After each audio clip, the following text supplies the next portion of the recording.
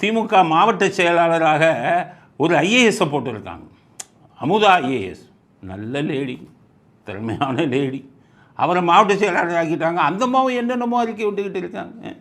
அங்கெல்லாம் இதை உடைச்சிட்டாங்களாம். அந்த அம்மா சொல்லுது, அதை ஜென்ரேட்டர்லாம் உடைச்சிட்டாங்க, இந்தாங்க ஆதாரம். எப்போம்மா மாவட்ட செயலாளர் ஆனீங்க? உங்களை பற்றி ரொம்ப நல்ல ஒப்பீனியன் வச்சுருந்தோமே, எப்போ மாவட்ட செயலாளர் ஆனீங்க? ஜெனரேட்டரை ஒடிச்சா அதை போலீஸு தான் சொல்லணும். நீங்கள் ஐஏஎஸ் ஏசி ரூமில் கரூர் நிகழ்ச்சி இது நடக்கும்போது ஏசி ரூமில் உட்காந்துருந்த நீங்கள் சொல்லணுமா? போலீஸு சொல்லணும், அந்த எஸ்பி சொல்லணும். அங்கே ஜெனரேட்டரை உடைச்சிருந்தாங்க, இது பண்ணாங்கன்னு எல்லாமே. இந்த அம்மா உட்காந்து இதுவரை இப்படி ஒரு இதாக பேசிய ஒரு ஐஏஎஸ் அதிகாரியை நாங்கள் பார்த்ததில்லை.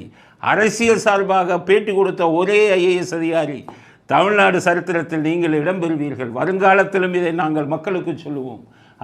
அமுதா ஐஏஎஸ் என்ப ஒரு அதிகாரி, நேர்மையான அதிகாரி என்ற பெயர் பெற்ற அதிகாரி, இப்படி திமுக கட்சியின் மாவட்ட செயலாளராக மாறி காவல்துறை சொல்ல வேண்டியதெல்லாம் இவங்க சொன்னோம் நேரிலிருந்து பார்த்த மாதிரி சொல்லிக்கிட்டு இருக்கீங்களே.